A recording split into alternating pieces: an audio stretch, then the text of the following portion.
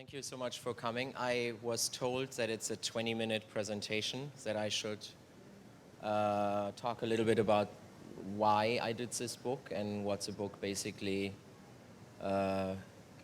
means as a new book, because there are a couple of Henry Darger books out. No, I'm actually getting a book, that's great, thanks.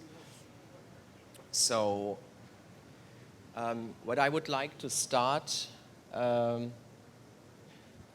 the presentation with is actually how I got to Henry Darger, which is kind of an unexpected discovery for me. Tony Ausler, the artist I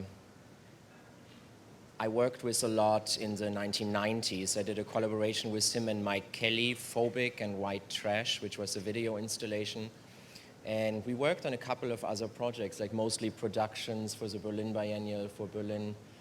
And he said, you have to see this, because I was working on a presentation of Dennis and Jake Chapman, who you might be familiar with, and I show a work later. I had just contributed to their ICA catalogs. They had a show in 1994 in London, and for me they were at some point in the 90s really pushing the envelope of what sculpture in the 90s meant. So Tony also took me to the Folk Art Museum, which was at Lincoln Center at the time.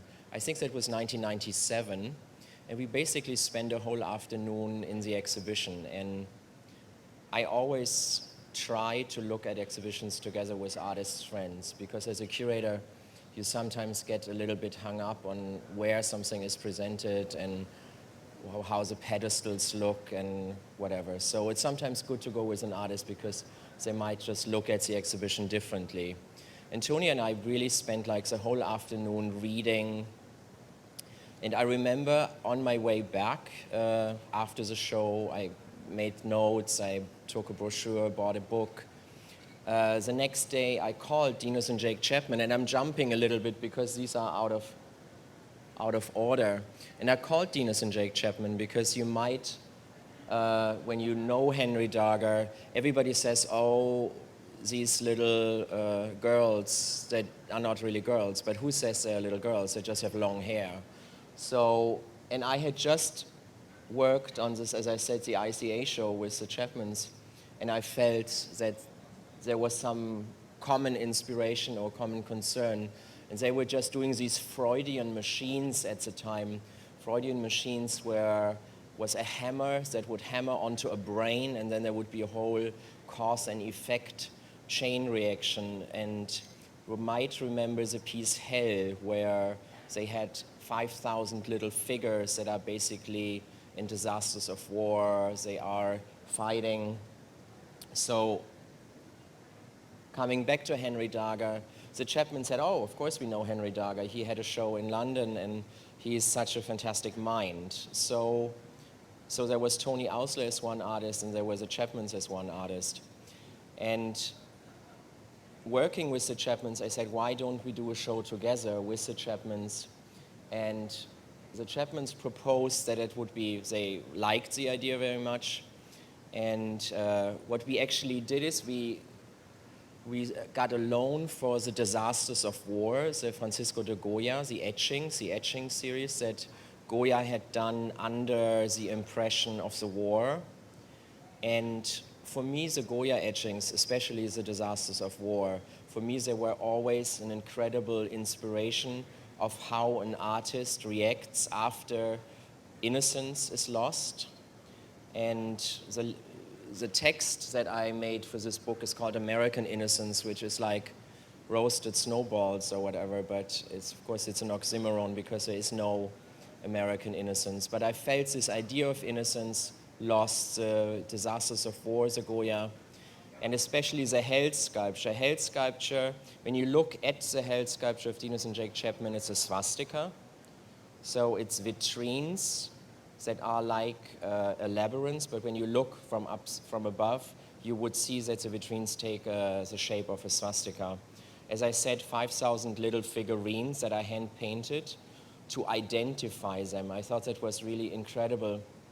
The Chapmans telling me that by hand-painting the faces of all the figures, by just the sheer work, and they worked like several years on this sculpture, that was a very important process in the art making of this sculpture.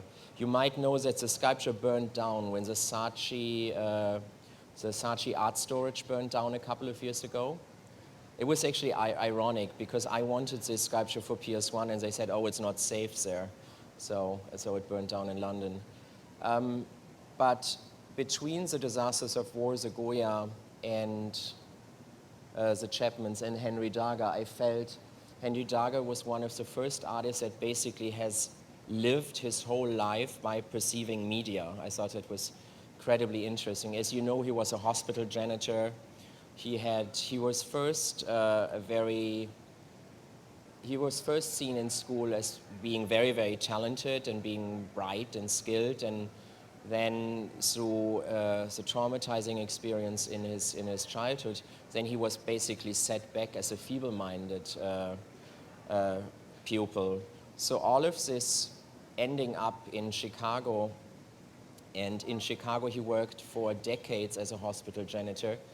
And what I learned when I prepared the show with the Chapmans and Goya, I thought I have to go because I felt there was different works than the works I knew from the Folk Art Museum.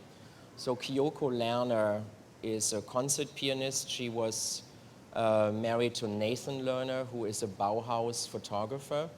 She's significantly younger than her late husband. Her late husband died 20 years ago. And Kyoko and Nathan Lerner were basically Henry Darger's landlords. So when I tried to do research on Henry Darger, I found, of course, Kyoko Lerner as an incredible resource. And she invited me to Chicago, and it was just before they gave up the house where Henry Darger had lived in. So she walked me through hundreds of bottles of Pepto-Bismol. He had, when he basically bought something, there was a thread. He made huge balls out of like aluminum foil, out of thread. He didn't throw anything away. There was like these piles of newspapers. There was these piles of Wizard of Oz, of books, of cartoons, of magazines. And what Kyoko was saying is, since he had no money, he nearly couldn't really pay the rent there. What he did, he went from trash can to trash can, and he got actually magazines and newspapers after other people had been reading them. But he was very carefully stacking them, storing them. It was like an artist's archive. So when we walked into his apartment, there were all these like incredibly collected pieces of information over decades. And you have to understand, over decades, he did the watercolors with stenciling, but also he wrote, of course, a novel over decades. So it's really a work that it's difficult to comprehend, that you perhaps start when you are around 20 and you continue. He basically continued working on this oeuvre just until his eyes were too bad before he had to go to a home and be taken care of. So that's, I think, an incredible span, talking about short attention span nowadays. So really working on this. And what I tried with the book is, I'm not saying that many artists are influenced by him. I'm just saying that he is a very cutting edge, a very relevant, meaningful artist to look at and to present today and to write a book about, because many of the questions he dealt with are really pressing questions today. And what I did with the book is actually that I looked at artists, because when Prestel approached me and they said, do you want to do this book about Darger? I said, actually, no, because I had done a book about Darger 10 years ago, and this show with the Chapmans and with Goya was in Berlin and was in New York. But then the interest for Henry Darger was so strong that it traveled to the Watario Museum in Japan, it traveled to Bergen in Sweden, it traveled to Zurich in Switzerland, it traveled to Maison Rouge, it traveled to 15 other venues around the world. So the Darger was really the main. And Kyoko and I did a book which was basically showing him nearly in a filmic, a cinematic format, and we cut off the edges. Here you see in the book that it's Actually, the guys at Prestel did a great job because they photographed, I hope you have a chance later to see this. They photographed all the works, and I perhaps zap a little further, show you some of the pieces. So you see them as scrolls. They have a very cinematic, a very epic, a very panoramic format. And what we did in the first book is that we basically cut them around the edges and made them to fit your screen. So we nearly treated them like you would treat a Matthew Barney Cremaster, that you treat it as a movie, because of course that's very cinematic to write 20,000 pages as a novel, as a continuous epic. Also, perhaps one of the pieces I want to mention and put emphasis on is a piece we actually acquired for the Museum of Modern Art. It's after Henry Darger, and it's a piece by Paul Chen.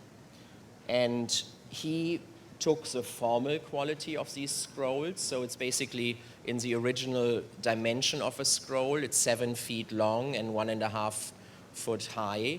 And it's a translucent screen, so it's hanging from the ceiling, has a frame around, and you can see the image projected onto the screen, of course, from both sides. And he took Darger really literally as an inspiration and made a homage to Henry Darger.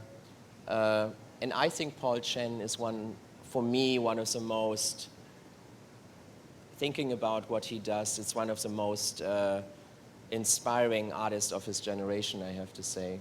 So this is a piece we now have at MoMA.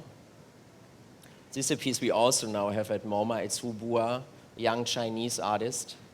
But I'm not saying, for example, that Hu Bua is inspired. It's just that there is a certain sensibility thinking about cartoon reality, cartoon figuration. Just going.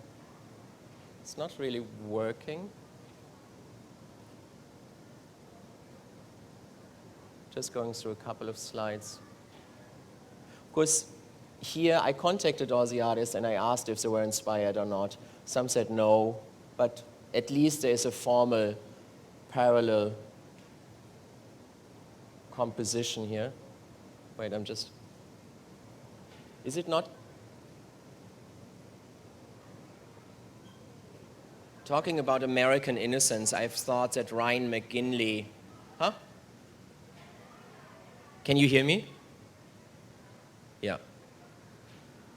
I thought talking about American innocence is actually, I felt Ryan McGinley was an artist that came to my mind, because you know the landscapes where he, or for example Justin Kurland or Dana Ho, that was a whole generation of photographers that played with these very, very pseudo-innocent, paradise-like landscapes. An artist I felt sharing a sensibility with Henry Darger is this one. It's a video where Laurel Nakadate is Japanese-American, and I thought, actually, when you think about Murakami, when you think about the whole cartoon realism that is in Japanese contemporary art, that is very toy-like, that is very playful, I thought it was interesting that an artist that shares the American vernacular and the Japanese contemporary culture, as she has Japanese and American parents. There's one work that she did, it's called Love Hotel, where she is in an outfit like this and she is making very seductive moves. And it's a video with music. Here in these works, she put herself, I think it's actually quite incredible. Laura Nakadate, when I first met her, she did a series of works where she had a tiny little video camera on, at the time, still a tripod. You remember now your iPhone has a camera with a video, but like 10 years ago, there were these little, I think like Sony or whatever, these little cameras. And what she would do is she would go to a truck stop and she would talk to the truckers who were there, like whatever, getting gas or trying to rest. And she would say, I'm going with you in your truck. You have this little bed up there. I'm going to go with you. We have only the little video camera as our witness. And I want you to pretend to kill me. So just imagine, like, what as a character. I thought there's a great sensibility shared with Henry Darger not humorous level, because I feel he didn't have much of humor. Laurel doesn't have much. But I thought this was actually, John Wesley is also a person that I think shares that very seductive, strange, unexisting, non-existent innocence. So, you know, all these Henry Darger watercolors, when after a battlefield, after a huge war scene, you have all these incredibly mutilated and slaughtered remains on the battlefield. And I thought actually that I think he shares a certain sensibility with Damien Hirst, and I took this here. But basically the theory of the book is no theory. It says basically, because Darger was very much treated as an outsider only, or all the perception of his work was very much driven by trying to basically see him as a patient and trying to have psychoanalysis and psychology and all of these things applied to him as an artist, or not as an artist, as an outsider or as a strange person. So this book is basically saying, hey, if you look at contemporary art, there are so many contemporary artists that share sensibility, have the same motifs, have the same recurrent motifs, put themselves into situations where they work 10 years on a work. For example, I put Te-Ching Shen into the book because you might know him. I showed him at MoMA. He's an artist who put himself like a year into a cage. So he was a year in a cage and he wouldn't talk, he wouldn't write, he wouldn't listen to radio, he wouldn't read a book, he wouldn't do anything productive, or he wouldn't do anything that would mean consumption. So he would just waste time. He would just spend time every day without daylight, night. He would just have time 1 year at a point. The next performance, he put a piece of paper into a time clock every full hour. So he got a photograph made of him every full hour. So he couldn't sleep for longer than 50 minutes. He couldn't go anywhere for longer than 50 minutes. Another piece, he lived outside for a full year. So he was not under a roof, not in a tent, not in a car, not under a bridge. He was outside. He got arrested, and he freaked out because, of course, the police wanted to bring him to the police station. The beautiful film document where he is trying to explain that he is a performance artist who cannot be inside of any building or any car or any structure. So I think Henry Darger might be a very extreme example of how to produce, of how to accumulate information and how to accomplish a body of work over decades, but he's definitely not the most extreme of the artists I worked with. Te-Ching, the last one-year performance is when he put himself together with Linda Montana on a belt, only 6 feet long, and he stayed a whole year with her, this belt connecting his waist with her waist. So the whole Unli project is a fictitious idea of creating characters that are very cartoon-like, was something that intrigued Pierre Wieck, Filippo Parino, Douglas Gordon, Carsten Oeller, my generation of artists in the 90s. So I'm only saying when I saw Henry Darger, all his level of abstraction, his level of artificiality, and his level of being fictitious was actually something that was a very widespread strategy in the 90s. American innocence, I feel, between the Japanese toy, Murakami, everything is like a cartoon, like the figures have no sexuality, they're underage, they have no pubic hair.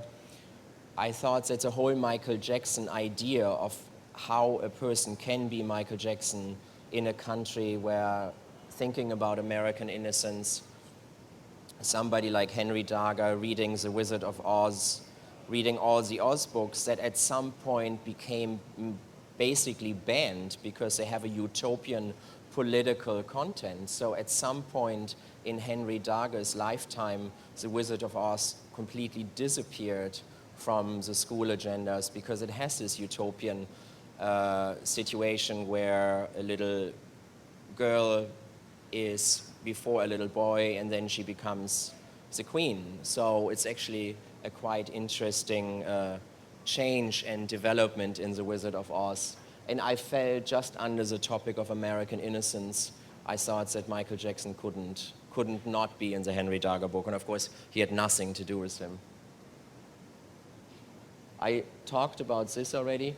And when I did the research about the Henry Darger, Alex Kaufman helped me a great deal, because when you read, and in this book there's actually original text, and it's not only there's this autobiography in there, but of course there's also, in what he read, he also spent hundreds of pages talking about thunderstorms.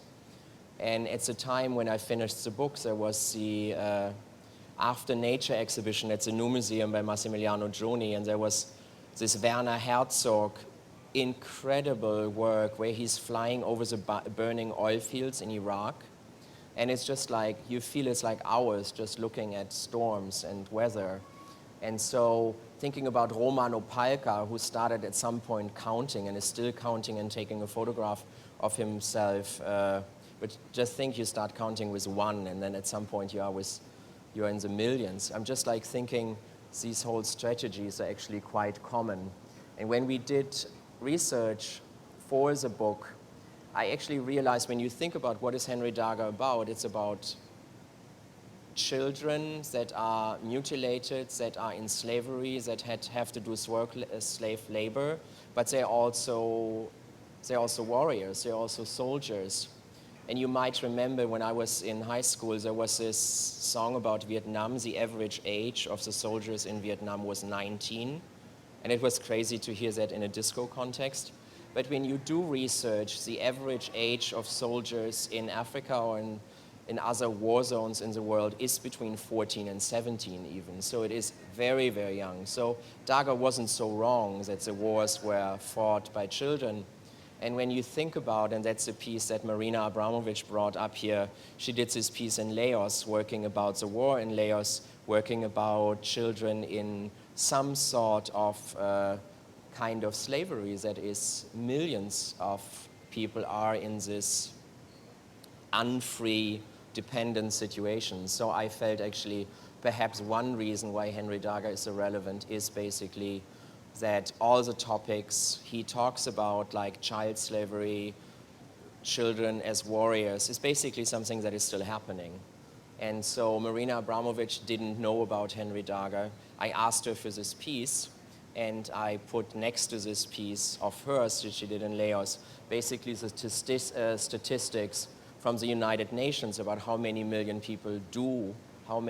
children actually do live in some sort of slavery and in this dependent state of dependency. So I hope you have a chance to read the book.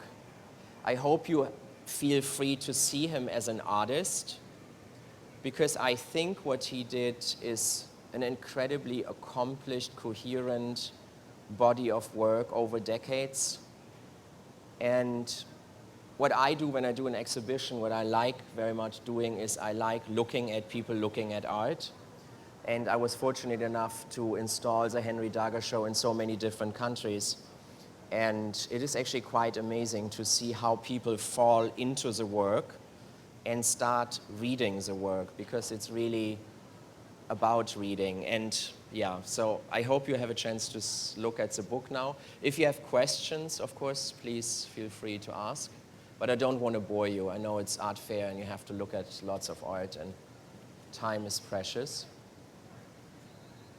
Darger show going to be seen somewhere in this country? Or where is it? There was this show with Goya, but that was in 2000. So there's always Henry Darger on view at the American Folk Art Museum. And actually, MoMA owns a couple of Henry Dargers. We can't show them for so long. They can't be exposed to light because they're drawings for longer than 3 months. We just had them on view. And we get some more. So 53rd Street, there are galleries that deal with him. And now, after the books, there's actually an interest of doing another show, which is funny. You don't want to repeat a show. Perhaps it's going to be a different show. Hi, my name is Eva Rado, Center for Emerging Art. You put this whole book together and put Henry Darger in a social context. In an with artistic, other only artists. artistic context. Artistic, yeah. social context. And do you have video of him doing, or was that a different artist? There's a beautiful, Jenny, who did a beautiful documentary on Henry Darger where she animated his drawings because they are a little bit made like stop motion animation. When you look at Walt Disney, when you look at early cartoons, you see that he was very inspired by this. And in this documentary, there's also an opera now, there's a musical now, there's going to be a feature film on him. So he is very inspiring to many artists, but he died in the early 70s. So there are a couple of photographs, and for me the most reliable resource was the material that Kyoko Lerner saved and Kyoko Lerner and other witnesses. Thank you so much. And you do look much better in person than the newspaper. Thank you. Is there any other question? Thank you. I think there are some books. Thanks.